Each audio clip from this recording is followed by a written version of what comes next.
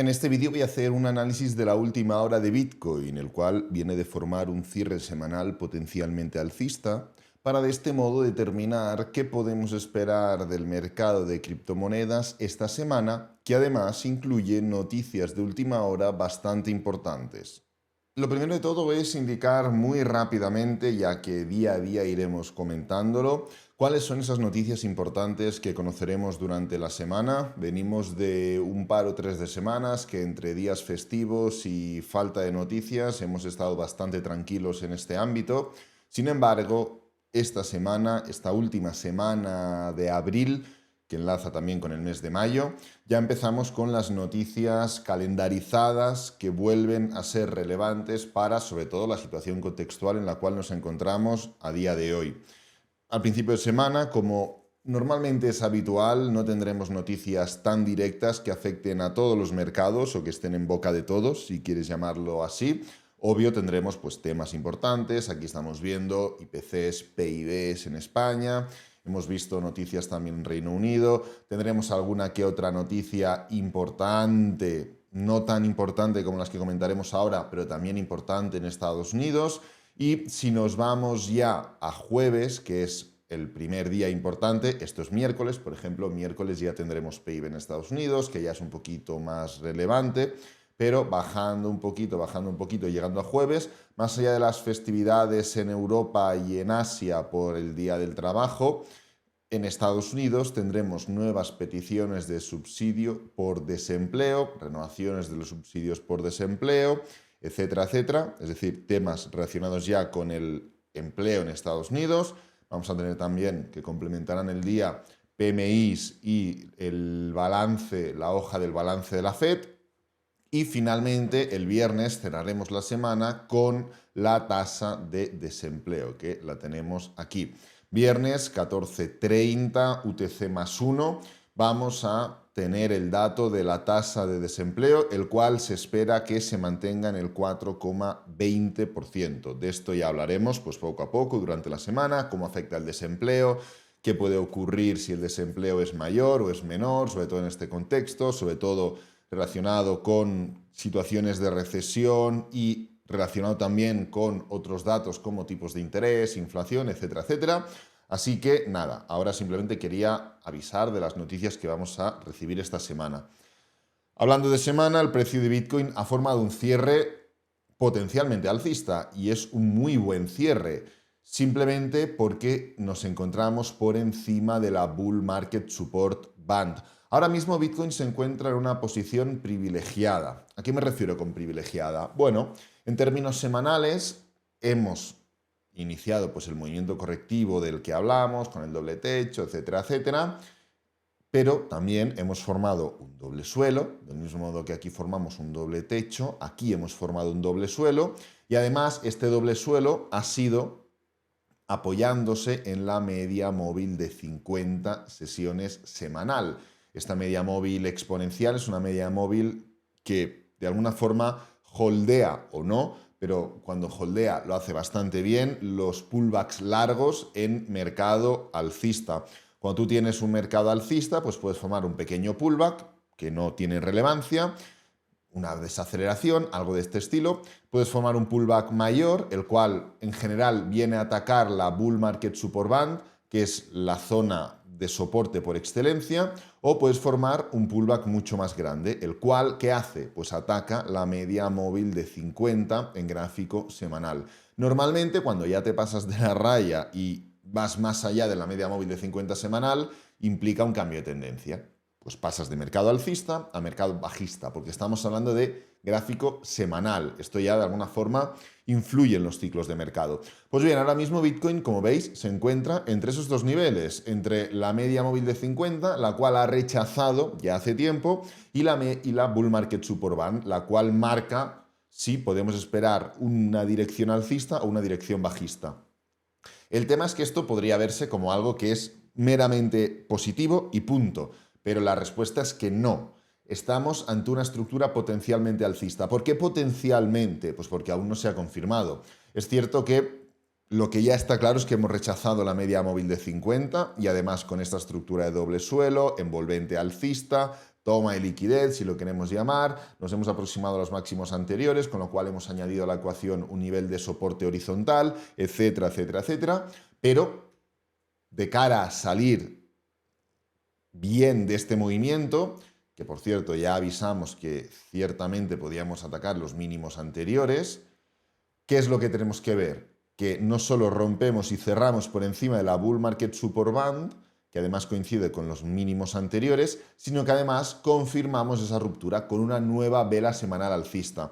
¿Por qué? Por dos motivos. Motivo número uno, porque esto ya lo vivimos en el año 2019. En 2019 también rompimos los mínimos anteriores en gráfico semanal, aquí lo tenemos, con esta estructura de doble techo barra máximos decrecientes, formamos un claro movimiento bajista, nos apoyamos en la media móvil de 50 semanal, formamos una gran subida alcista en gráfico semanal, que como es el análisis técnico, como es la repetición de patrones, que se ha formado literalmente igual.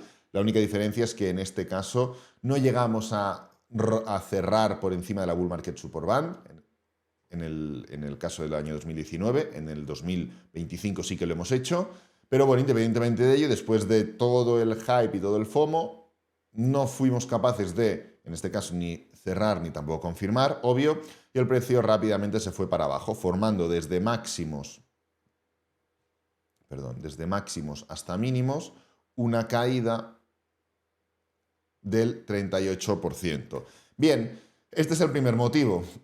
Tenemos que confirmar una ruptura porque ya hemos visto un patrón idéntico y no hace mucho tiempo que pues desde máximos a mínimos, por no confirmar esa ruptura, caía un 38%. No tenemos por qué caer un 38% e irnos a los 58.000, pero bueno, es cierto que si el precio no es capaz de formar una buena confirmación de esta ruptura, pues puede venirse nuevamente para abajo o incluso testear ya sea los mínimos anteriores, bueno, los máximos anteriores bien, que es algo que no hemos hecho, hemos estado a un 2%, un 1% de ello, pero no los hemos rechazado bien, o incluso, pues, ¿por qué no?, alargar este movimiento, que sería algo bastante más crítico. Este es el punto número uno, pero es que hay otro punto, lo hemos comentado, y es el siguiente. Aquí ya vivimos también algo similar, donde pues, el precio venía de una gran subida, como aquí veníamos de una gran subida, formó esta especie de doble techo, rompió los mínimos anteriores, se levantó, formó un gran cierre, ¿por dónde? Pues por encima de la Bull Market Support Band, falló y se vino para abajo. Si falla, puede venirse para abajo. Aquí vemos que la ruptura es más justa por debajo de los mínimos anteriores, pues podríamos ver una ruptura más justa también por debajo de estos mínimos. Pero el hecho de rechazar la media móvil de 50 y potencialmente hablando estar por encima de la Bull Market Support Band, a menos que sea confirmado, puede provocar o una caída como en el año 2019 o una estructura en rango más horizontal que sea tediosa, que sea cansina y que entre unas cosas y otras, pues fijaros, subida, caída, subida, caída, subida, caída y luego ya subió con fuerza. Pues imaginaros formar ahora, hemos formado una subida, luego formar otra caída más por debajo del mínimo anterior, luego parece que el precio tal, otro 30% arriba, luego vuelve a caer, luego vuelve a subir, parece que ya nos levantamos, luego vuelve aún a caer y, oye, es que nos plantamos hasta octubre con subidas y caídas, tal y como ocurrió aquí. Entonces, ¿estamos ante una situación positiva, privilegiada, que es potencialmente alcista? Sí, bien, de lujo, pero tenemos que tener en cuenta que faltan confirmaciones. Además, si nos focalizamos en gráfico semanal, dejando de lado esta especie de desaceleración, que ahora hablaremos de ella, gráfico diario, perdón, y ponemos el RSI, este es un indicador que pues, marca zonas de, entre otras cosas, sobre compra y sobre venta, nos damos cuenta de que el precio de Bitcoin vuelve a estar sobrecomprado. Sí, a poco que hemos subido ya nos hemos vuelto a sobrecomprar. Y si miramos los momentos en los cuales el precio ha estado sobrecomprado, históricamente forma movimientos correctivos después de estas sobrecompras. No tiene que ponerse al nivel de 95, para que se forme un movimiento correctivo. A poco que el precio se sobrecompra un poco, ya forma movimientos correctivos. Es decir, bueno, podríamos esperar que después de esta sobrecompra, que ha sido importante y que ya ha llegado a zonas donde el precio de Bitcoin, teniendo en cuenta el RSI, históricamente hablando, forma pullbacks, pues desde este nivel podríamos formar un pullback. ¿Es algo negativo? No lo es, ¿eh? No es para nada negativo. ¿Por qué? Pues porque después de un impulso que viene un pullback, que pues qué sé yo, podría ser de un 10% para una continuación. ¿Cuál es la dificultad del análisis técnico? La dificultad del análisis técnico es compaginar lo que he dicho en gráfico semanal con esto que está ocurriendo aquí en gráfico diario. ¿Por qué? Pues porque depende de cómo se forme ese pullback, no será simplemente un impulso, un pullback para una continuación, sino que será un impulso, un pullback para una continuación. ¿Por qué? Pues porque si tardamos 3 días en iniciar ese movimiento correctivo porque el precio se va para arriba y de repente a final de semana hacemos así, ¿cómo quedará esto en gráfico semanal? Como una falsa ruptura de la bull market support band, con lo cual estructura potencialmente bajista. Si el precio cae muy rápido y luego hace así, ¿cómo quedará? Sí, en gráfico semanal aún tendremos espacio para hacer así y que se confirme la ruptura de la bull market support band. Sin embargo, gráfico diario quedaremos con que volvemos a romper por debajo de la media móvil de 200 y estamos haciendo un pullback.